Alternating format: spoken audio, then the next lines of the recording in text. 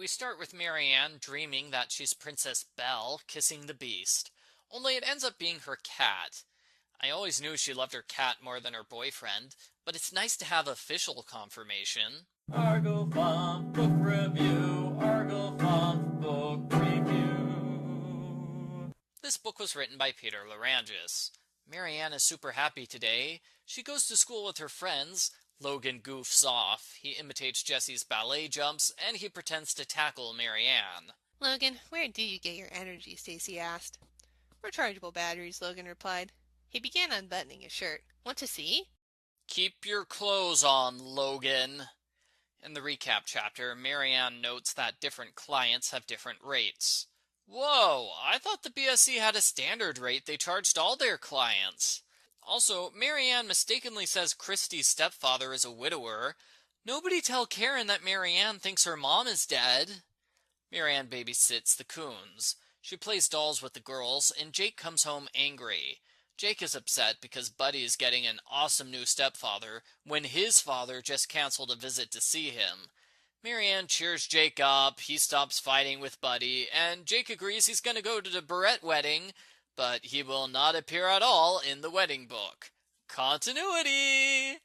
Logan and Marianne have a date at a pizza place where they talk about Jake. Logan thinks Jake is having a hard time living with 3 girls. He needs a male role model. Marianne invites Logan to come around sometime and hang out with Jake. Logan's the best boyfriend ever, so he's obviously the best role model ever. In the unrelated subplot, the kids decide to make a haunted house for Halloween. They are excited and have lots of ideas. Logan comes over while Marianne is babysitting. He and Jake play sports outside while Marianne watches the girls inside. They have a lot of fun, and Jake is happier than he's been in a long time. Logan comes over 3 times until Mrs. Kuhn returns early on Friday. She is shocked to see Marianne secretly invited her boyfriend there. Marianne, I didn't think you were that kind of girl. Logan quickly runs away. Marianne should explain that Logan is a babysitter. He came over to watch Jake, not because Marianne wanted secret boyfriend makeout time. But this is Marianne, so instead of telling the truth, she wimps out and says nothing. She doesn't want to hurt Mrs. Kuhn's feelings by saying Jake needs a male role model. That would indirectly suggest Mrs. Kuhn is a bad parent. I find this funny because the Babysitters Club has told multiple parents that they're doing a bad job with their kids. Also, this reminds me of Book 66, where Marianne learned it was important to tell other people the truth, even if it might hurt their feelings. Let me quote that review. And Marianne feels good that she stood up for herself. I bet we're going to have another book where Marianne learns to stand up for herself. Somebody better pick up that phone, because I totally called it. Mrs. Kuhn calls at a club meeting to complain.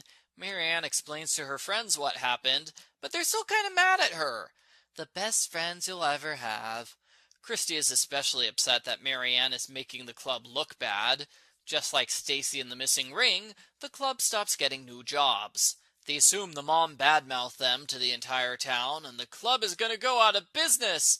But it turns out it's just a slow week, and once the problem with the mom is cleared up, all the jobs come back. The kids have fun planning the haunted house. It breaks into a fight because the Pykes want a scary haunted house while Jake wants a silly one. They decide to make 2 haunted houses. Marianne wimps out when it comes to writing an apology letter to Mrs. Kuhn. She and Logan start to avoid each other, and she worries the other girls won't let her take any new babysitting jobs. The problem takes care of itself a week later, when Mrs. Kuhn talks to Jake. She learns Logan and Marianne were never alone together while co-babysitting.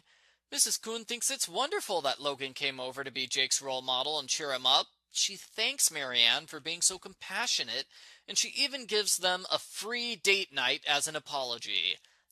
Nice! Now things are back to normal. The end. Oh, wait, we still have 4 chapters left.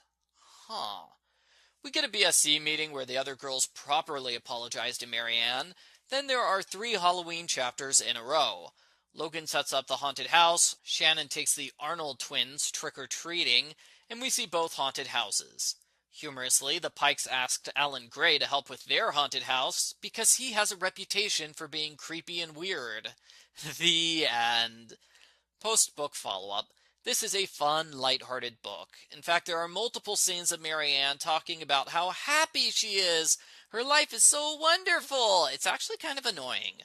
The book's title is misleading. It makes you think Marianne will become a rebellious bad girl who breaks BSC rules. Oh no! I would have enjoyed reading a book like that, even if the premise is similar to the Logan Joins a Gang book. But it turns out to be a clickbait title. Marianne doesn't break any rules. It just looks like she broke the no boyfriends rule when she didn't. I don't recall that rule coming up before, except maybe in book 3?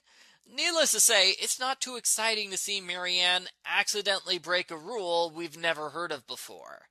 The book would be instantly improved if Marianne broke a rule on purpose, or if she broke a rule we know about, like don't steal jobs from other sitters, or no leaving the kids alone when you're supposed to be watching them. Many readers on the internet were annoyed by Marianne's refusal to tell Mrs. Kuhn the truth, because all that does is create fake drama. When the only conflict in your book is a forced misunderstanding, that's generally not a good sign. I wasn't bothered by this, probably because books 74, 76, and 77 were also about the narrator lying, and out of all these liar books, Marianne is the only one who lied for a good reason. So she gets a free pass on her behavior, which would upset me under other circumstances. I give Babysitters Club number 79, Marianne Breaks the Rules, a 6 out of 10.